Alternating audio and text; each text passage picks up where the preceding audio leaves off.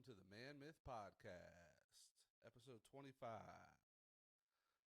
Quarter of a way to 100, for those of you not good with math. Today we're going to be talking about Stretchy Jeans. Stretchy Jeans. So Dad's going to take this one away. Well, the funny thing, in the last week, maybe 2 weeks, week and a half, stretchy jeans have come up several times. And I didn't think anything about it until about 4 or 5 days ago. I decided I'll go through what's happened. So I'm not working, but I am working around the house. But Right. I got into this comfort zone, and I didn't even think about stretchy jeans. But it's come up, like I said, it's come up a couple times. So I was getting ready to go into town, and it was chilly, and so I said, I'm going to throw on some jeans, regular jeans. Well, I hadn't had jeans on in forever for some reason.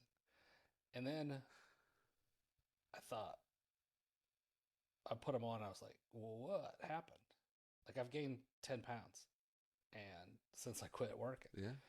And then I realized I've been in like athletic shorts, or I have these shorts that are stretchy band, right? And it just didn't, I wasn't monitoring it. I mean, I'm not eating a lot, I'm working, but I'm just not as active. I'm not doing as much. So I thought, wow, this isn't a good thing. Stretchy jeans, No. they don't seem to be No, it's like not. a good thing for health. So I was gaining weight slowly, but also not monitoring it because I didn't have regular jeans on that don't stretch, right? So Right. It didn't notice. I did notice, and I thought it'd be a good topic. Not my weight gain, but how things can sneak up on us, and we don't, if we're not monitoring them, or if we're just using one thing to monitor them. So right. for me, it was a place where I was like, oh, you need to drop some pounds, buddy. And it popped into my head that emotions, the way that we deal with emotions, can be that way too. And we could just kind of put them in these stretchy jeans until they get so full that we don't know how to express them or how to get rid of them. In monitoring my weight change would have been much easier if I was wearing my reference pants. Regular jeans. Right. Yeah. The ones that I actually had, I knew that pants. they were supposed to fit. I mean, they're not fitting. They're just uncomfortable. So, it doing the podcast, it makes it kind of, all these things come through my head, and it's how can we relate this to the podcast? So when I Right. saw that, I was like, what? How does this work with emotions? And I thought the same thing. It's okay to have stretchy jeans with emotions as long as we're monitoring or not letting it build up too much. Same thing with weight. I mean, it'd be nice to have stretchy jeans on Thanksgiving Day for the day, right? But you don't want to have them on Right. until you have to get the next set or the next level of stretchy jeans. Right. You don't want to fill out the stretchy jeans every day of the year. Right. Now, I would wear just literal stretchy jeans are the only thing I'll ever wear again because they are so comfortable. Even if I lost 100 pounds and kept it off, I would wear stretchy because I don't understand how people haven't been wearing these this whole time. But I I agree because when I gained all my weight, which I've gained a lot of it back, but when I gained all my weight, it was the same thing. I just gotten out of the Navy. It was like a year of me not working, but because I was going to school, and it just like snuck up on me. Mm-hmm. And I looked at a picture of myself one day and I was like, oh, well, yeah, you need to change a bunch of stuff in your life right now. So, but then I started working also. So then that's the year I lost 80 pounds in a year. Now I'm going to have to try to do that again because this is it. I've gained most of it back, but it's interesting how I like how so many things in everyday life you don't even think are going to come back to the podcast, but then you start thinking about a little deeper and you're like, oh, yeah, that'll fit here. We can do this. We can take it this direction. So it's another one of the perks of having the podcast is it's a way to get those thoughts and feelings and ideas out of your head and out into the public where they can do some good. Well, it takes different ways of saying things to reach more people. Um, and I love the science part of it, but there's a lot of those out there, and I think we kind of add that between the two of us and our different backgrounds, and we kind of throw a different twist on it. And that's what I was kind of looking at with this because life's a metaphor. You could turn any kind of situation into a lesson or a way to learn. And I think that's what's cool about doing this. It was, the first thing a lot of people would go into, I think, would be, oh, my jeans don't fit. And then get upset or, not be happy about it. I mean, I wasn't happy about it, but I also was like, my first thought was, well, how can we relate this to the podcast? Because it was, I mean, things, as I've done my growth in all kinds of ways, things that used to bug me seem more funny, or I don't put the value in them. Recently, I was listening to the PGA channel, and they were talking about, and it was funny because our society goes to this a lot of times, is they were trying to figure out what drove people crazy on the golf course. And these people they called in, they were complaining about all this stuff. And I was like, it was kind of refreshing because I thought, yeah, that used to bother me. Oh yeah, that used to bother me. Yeah. But, like I make it a game now, or make it fun, or it doesn't hit me where in the anger spot like it might have in the past. Right. It just seems to be more funny now. More of a chuckle than an anger. Mm-hmm. Yeah, because, it was funny because one of the things that used to, and it cracks me up now, is if you see somebody go up to a golf ball, they're 200 yards away from the green, and they take their time, smack the ball, it goes like 5 or 10 yards, and then they go back and get a different club. And I'm like... It doesn't matter what club you have, you're going to hit 10 yards. It just cracks me up. It's like, it's not like they're that precise. Maybe they are, but odds are they're not. But that was the thing. They are for professionals. They're not for the everyday player. It's not. I could hit my 5-iron 170 yards, or I could hit it 200 yards. I have no clue which one's going to be, but anywhere in that range. Just in that range.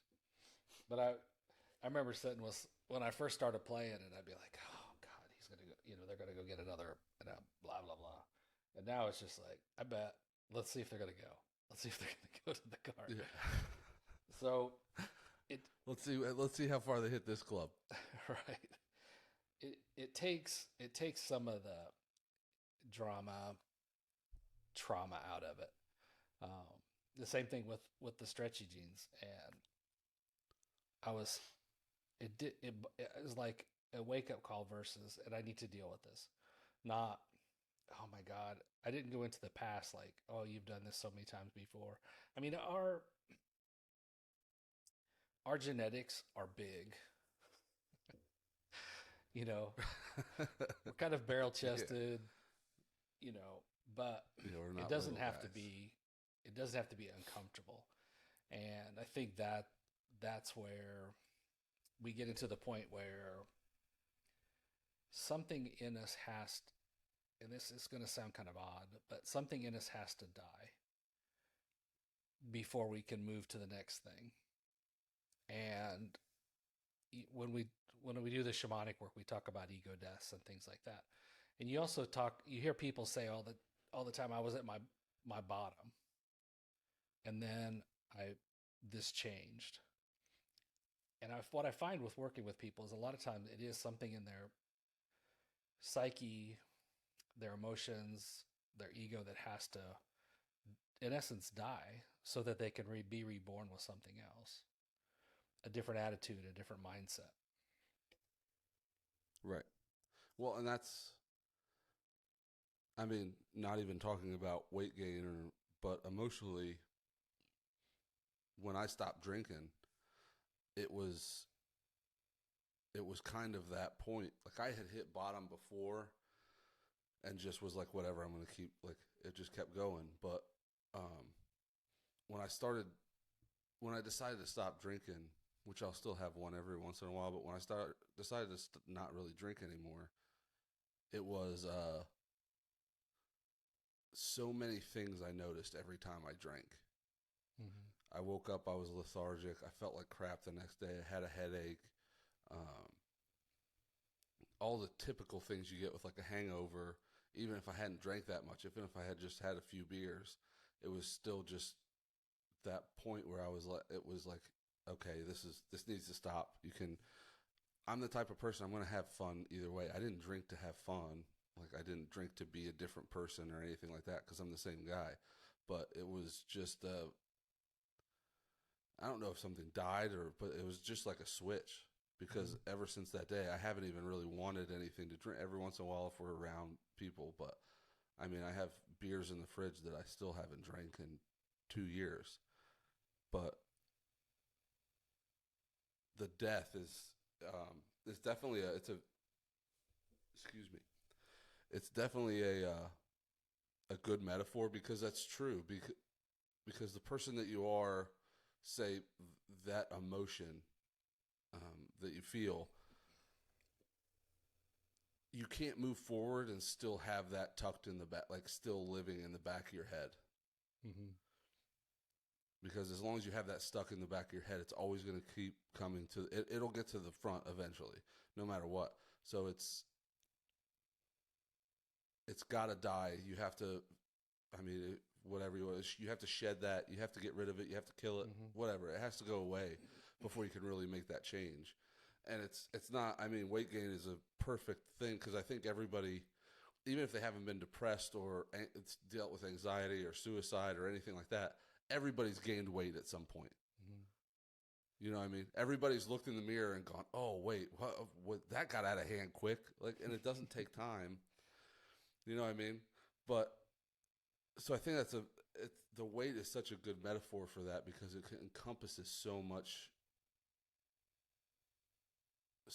of this. And the stretchy jeans, like I've been that person where I went to put a pair of jeans on and I was like, "Oh nope, these aren't fitting. Need to go get new jeans." Mm-hmm. But the luxury of the stretchy jeans is you go, oh nope, they got a little more stretch in them, and you keep using the stretch as much as you can. Yeah, that even the emotional. Well, we can refer to it as emotional weight. Um, if we can address it when it starts and not be the strong, quiet, silent type that's just going to deal with it on our own,